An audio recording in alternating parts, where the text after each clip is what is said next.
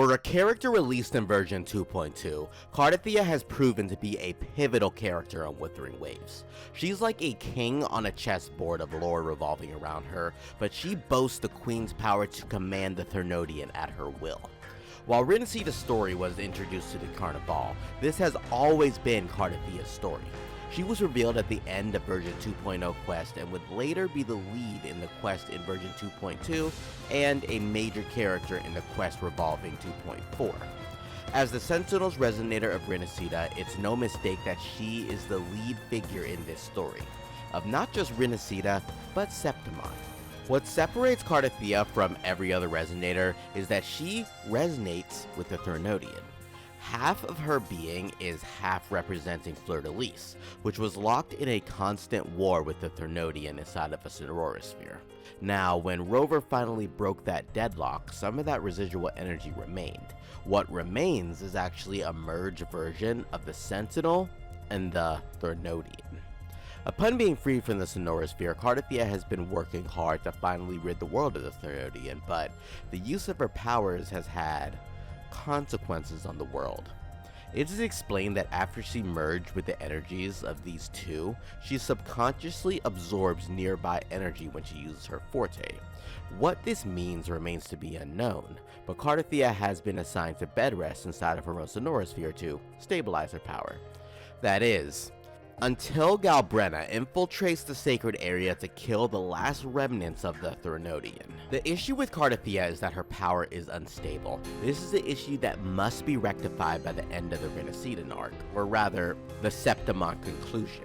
We have been steadily rising towards more issues of the Threnodian and Septimont, and with the 2.6 story events, we will see just what direction the story is headed towards. I'll have full coverage on this story quest, so make sure you subscribe so you don't miss that. Anyway, what we do know is that Cartethyia will be taking the back burner for this update. That still doesn't answer the questions on how we're going to quell the abnormalities in Cartethyia and her immensely powerful forte. Cartethyia isn't exactly at risk of the Threnodian's powers being awakened, and she functions as more as a Threnodian scouter at this point, but it still remains a fact that there is the presence of the Threnodian in her body, and people are out to destabilize Cartethyia's power and mold it into something more sinister. And that brings us to the potential plot point for Galbrena. Cartethyia is strong, but she's by no means the strongest. While she may be able to protect herself when she's stable, the more she uses her forte, the more unstable she becomes. This could lead to her unleashing the Threnodian, or worse, starting the Dark Tide itself, the same force that she swore to protect the world against.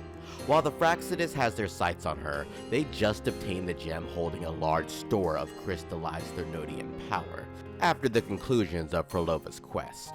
She is a dangerous anomaly on the board and shouldn't be left alone. Some may say that killing her would be a better option than leave it to fate to decide if the Threnodian will rise again. And that's exactly where Galbrena enters the stage. Galbrena is a hunter through and through, and she also has this dark, spirit-like entity that will assist her in combat. Is it possible that Galbrena is some sort of angel-like deity assigned to killing the Threnodian? Or maybe she is also a stable form of the Threnodian, something similar to that of Cartethyia. Nonetheless, Galbrena can also scout the Threnodian, and on top of that, she knows exactly where it is, Cartethyia's Sonorosphere. I believe that Galbrena is meant to hunt the Threnodian and stop the Dark Tide. But until we find out what that anomaly is, that thing that appears to be part of Galbrena's wing, we really can't tell. But what we do know is that her appearance will be the highlight of a future update, perhaps version 2.7. Galbrena is a character I am very excited about. Of all of the characters that were introduced in Septimont, I'm excited to see the direction of the 2.6 story and how the Sun and Moon and Augusta and Yuno bring light and darkness to this story. But if Galbrena really is the executioner of Septimont, then Cartethyia's reign might not just end, it might be erased. Make sure to subscribe, like the video, and thanks for watching. This has been VoidEnigma out.